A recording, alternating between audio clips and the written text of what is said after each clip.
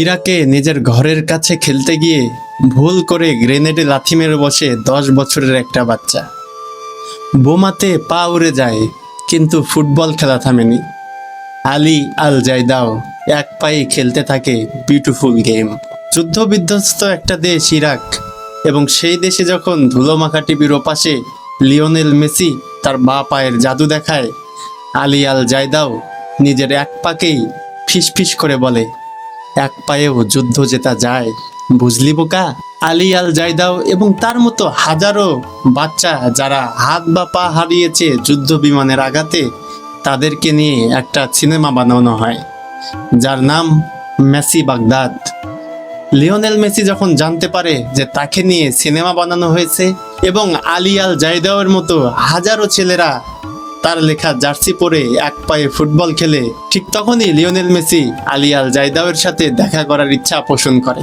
Lionel মেসির সাথে যখন আলী আল জায়দাওয়ের দেখা হয়, লিওনেল মেসি হাঁটু গেড়ে বসে আলী আল জায়দাওয়ের এক পা ছুঁয়ে দেখেন, যেন দুইজন শিশু একে অপরের সাথে আলিঙ্গন করছে। এক পায়ে ফুটবল খেলে আলী আল জায়দাও যার মতো হতে চেয়েছে, সে আজ আলী আল জায়দাওয়ের সামনে। সিরিয়ার মেয়ে নজিন মুস্তাফা। দেশে ব্যাপক যুদ্ধ বিধ্বস্ত অবস্থা।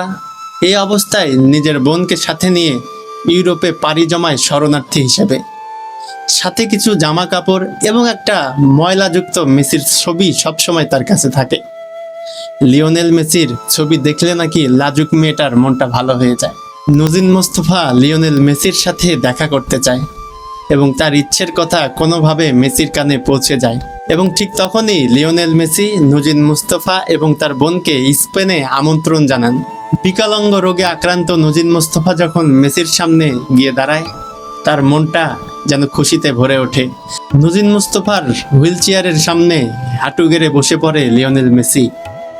নজিন মুস্তাফার বহুদিনের স্বপ্ন, যেটা সে লালিত পালিত করে আসছিল, সেই যুদ্ধ বিধ্বস্ত সিরিয়া থেকে শরণার্থী হিসেবে ইউরোপে পাড়ি জমানোর পরে তার সেই স্বপ্ন যেন পূরণ হয়ে যায়। আফগানিস্তানের গজনি প্রদেশের 6 বছরের বাচ্চা মুর্তাজা আহমেদি। তালেবানি শাসন, চরম দারিদ্রতা এবং বিদেশি সেনার আক্রমণে দেশ যখন ভঙ্গুর অবস্থা, সেই অবস্থাতেও মুর্তাজা আহমেদি ফুটবল খেলে। কাগজের এক মন্ড বানিয়ে সেটাকে দিয়ে ফুটবল বানায় এবং সিমেন্টের বস্তা কেটে লিওনেল মেসির 10 নাম্বার জার্সি বানিয়ে ফুটবল খেলে, এবং মুহূর্তের মধ্যেই সেই ছবিটা ভাইরাল হয়ে যায়। লিওনেল মেসি মুর্তাজা আহমেদির জন্য নিজের সাইন করা একটা জার্সি পাঠিয়ে দেয়। এই আলী, মুর্তাজা, নজিন, এরাই তো সবাই মেসি। জীবনের টিকে থাকার লড়াইয়ে এরা প্রতিনিয়তই লড়ে যাচ্ছে। হয়তো সে যুদ্ধে কোনো গোলপোস্ট নেই, হয়তো লিওনেল মেসির পায়ের জাদুর থেকে তাদেরকে আরো বেশি কষ্ট করতে হচ্ছে প্রতিপক্ষকে বোকা বানাতে।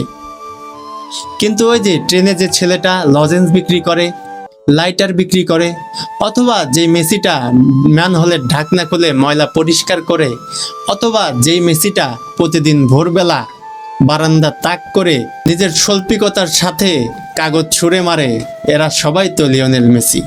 এবং লিওনেল মেসিকে দেখে যারা বেঁচে থাকার স্বপ্ন দেখে অথবা তার মতো হওয়ার চেষ্টা করে, তার মতো জাদুকর হওয়ার চেষ্টা করে, সেই লিওনেল মেসিও কিন্তু নিজের জীবন যুদ্ধে দেশের হয়ে কিছুই জিততে পারে নাই 2020 সালের আগ পর্যন্ত। বিশ্বকাপ ট্রফি হার, 2টা কোপা আমেরিকা হার, এছাড়া আরো অনেক অনেক অপবাদ, নিজের দেশে তার জার্সি পরানো, এ সকল কিছুই হয়েছে মেসির জীবনে। তাই অনেকের জীবনের স্বপ্নের পুরুষ লিওনেল মেসিকেও অসাধ্য সাধন করতে হয়েছে। সিরিয়া, আফগানিস্তান অথবা অন্যান্য যুদ্ধ বিধ্বস্ত দেশে যেভাবে লড়াই করতে হয়, সেই যোদ্ধার মতো লিওনেল মেসি অবসর নেওয়ার পরেও আবার ফিরে এসেছেন। ফিরে এসে নিজের একাগ্রতায়, নিজের সাহস, দাম্ভিকতায় আবারও দেশকে লিড দিয়েছেন এবং একটা বিশ্বকাপ এবং 2টা কোপা আমেরিকা জিতিয়ে আবারও 2026 সালের বিশ্বকাপে প্রথম 2 ম্যাচেই 5 গোল করে দেখিয়ে দিয়েছেন যে তিনিই আসল যোদ্ধা।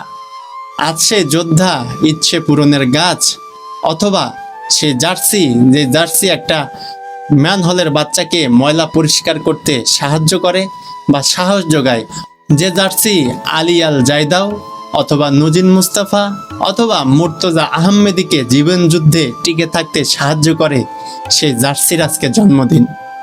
শুভ জন্মদিন লিওনেল মেসি, শুভ জন্মদিন